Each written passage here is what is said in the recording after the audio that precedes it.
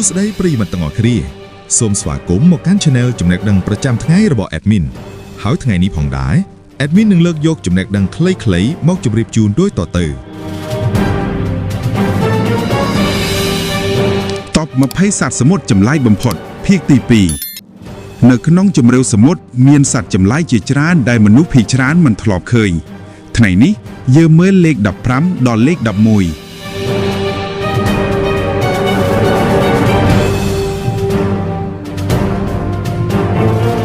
លេខ15គឺ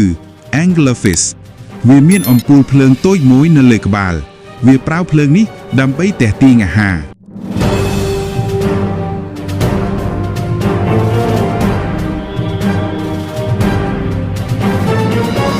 លេខ14គឺ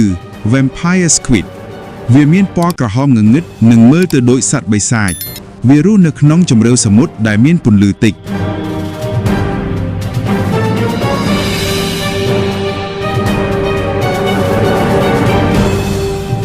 លេខ13គឺ Fangtooth វាជាត្រីតូចមួយប៉ុន្តែមានធ្មេញវែងធំធ្មេញរបស់វាធំជាងមាត់ផងដែរ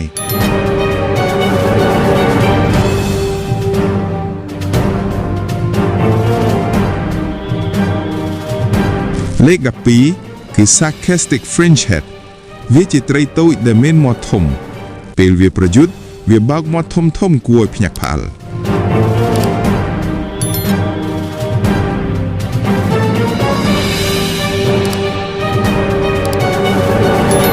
លេខ11គឺ Mantis Shrimp វាជាសត្វសមុទ្រដែលមានពណ៌ស្រស់ស្រាយវាអាចវាយលឿនខ្លាំងដល់ថ្នាក់បំបីសម្បកក្តាមបាន